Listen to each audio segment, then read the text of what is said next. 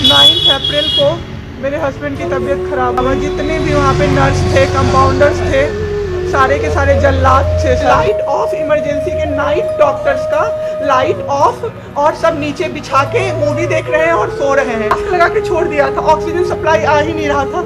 जो अस्पताल वाले हैं ना, वो ऑक्सीजन सप्लाई बंद कर देते थे ताकि बेचैन होके लोग खरीदें उन्हीं से। हम सिलेंडर था, सिलेंडर मांगते मांगते कहीं नहीं मिला सर, मेरे हस्बैंड खत्म हो गए। डॉक्टर्स, कोई भी डॉक्टर नहीं आता है, कोई सीनियर डॉक्टर नहीं, जूनियर डॉक्टर नहीं, और पेशेंट की सिर्फ एंट्री कर देते हैं कि फिजियोथेरेपी किया गया। हमारे जैसे जो लोग उसमें पड़े हैं ना, जो ये छोड़ के भूल जाते हैं कि पेशेंट का ख्याल डॉक्टर्स रखेंगे, वो जाके अपने पेशेंट का ख्याल रखें, नहीं तो सब मर जाएंगे। क्या क्या हुआ है, किस अस्पताल में हुआ है? सर हम लोग नोएडा में रहते हैं, मैं और मेरे हस्बैंड। अभी होली में हम लोग बिहार आए हुए थे सर, होली मनाने के लिए पूरी फैमिली का गेट टुगेदर था।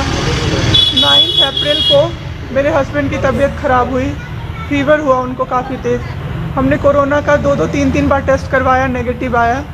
RT-PCR के लिए दिया तो वहाँ पे भागलपुर में, सर भागलपुर में थे हम लोग, वहाँ पे 1 दिन 2 दिन वेट करते करते 10 दिन तक रिपोर्ट नहीं आया। फिर हमने नोएडा के एक डॉक्टर हैं, उनसे कंसल्ट किया, वीडियो कंसल्टेशन से।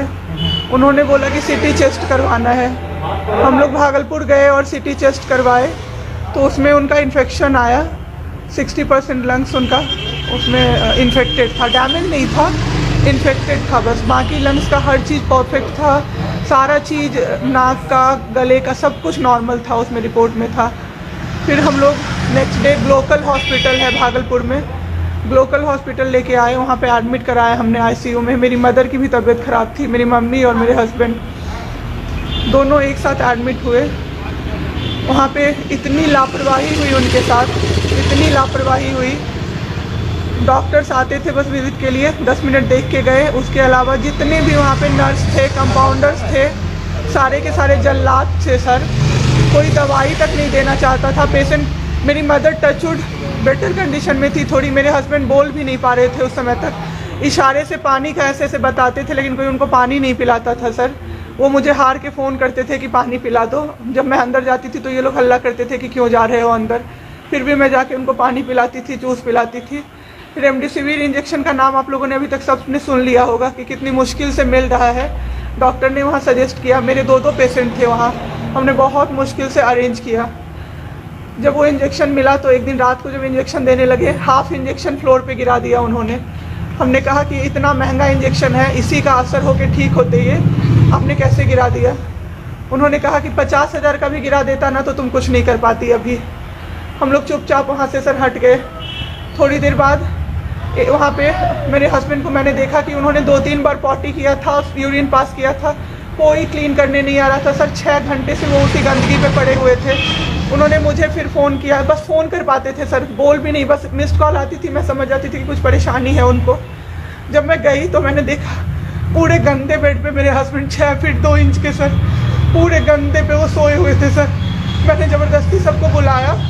एक आदमी था ज्योति कुमार करके, ज्योति कुमार, सब लोग ध्यान से इसको कवर कीजिए। ज्योति कुमार एक कंपाउंडर था वहाँ पे। कौन सा हॉस्पिटल का नाम? Glocal hospital Bhagalpur. Jyoti Kumar compounder है वहाँ का, मतलब जो अटेंडेंट सब होते हैं ना वो है, लड़की नहीं है, लड़का है ज्योति कुमार। उसको मैंने रिक्वेस्ट किया कि भैया प्लीज़ आप मेरे हस्बैंड की मदद कर दीजिए, रात में ये लोग रुकने नहीं दे रहे हैं मुझे अपने पास, इनके पास। उसने बोला ठीक है ज़रूर मदद करूँगा, ये कह के, और मैं अपने हस्बैंड से बात करने लगी, इशारे से ही वो बात कर रहे थे, मैं बोल रही थी। अचानक से मेरा दुपट्टा खिंचाया बहुत ज़ोर से। मैंने सोचा क्या हो रहा है, जब मैंने पीछे मुड़ी तो मेरे कमर पे उस आदमी का हाथ था और मेरा दुपट्टा वो ज्योति कुमार खींच रहा था। मेरी माँ पीछे से चिल्लाई, मेरे हस्बैंड ऐसे ऐसे होने लगे, पूरा पसीना उनको चल गया, कुछ बोल नहीं पा रहे थे वो।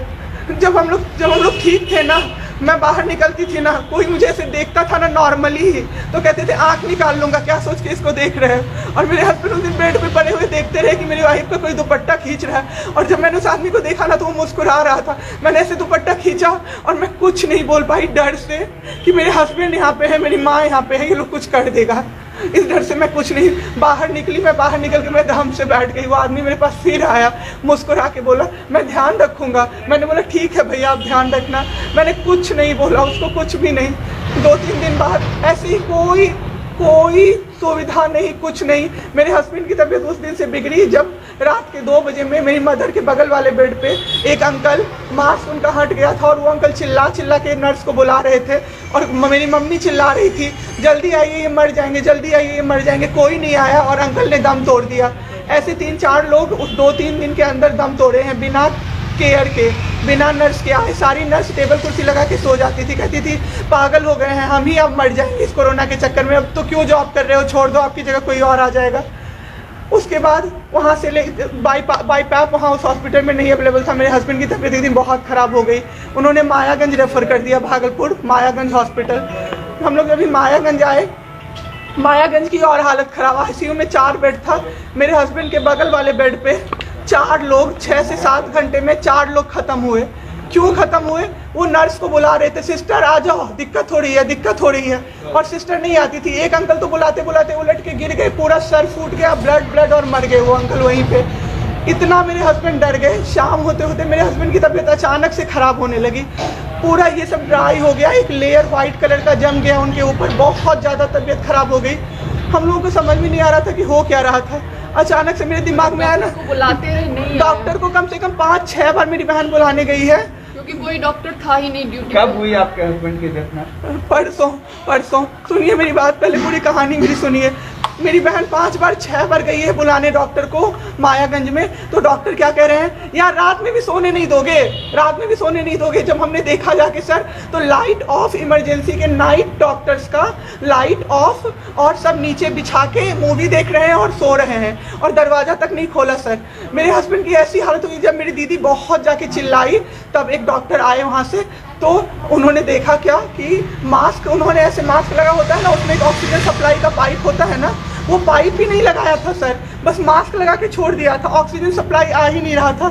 जब बहुत कम हो गया तब वो डॉक्टर आए और पाइप लगाया, मेरे हस्बैंड तुरंत में जिंदा हो गए। उसी दिन से उनके दिमाग में वो ऑक्सीजन की किल्लत का डर बैठ गया सर। 7 घंटे बिना ऑक्सीजन, 7 घंटे बिना ऑक्सीजन के रहे सर, लड़ते रहे।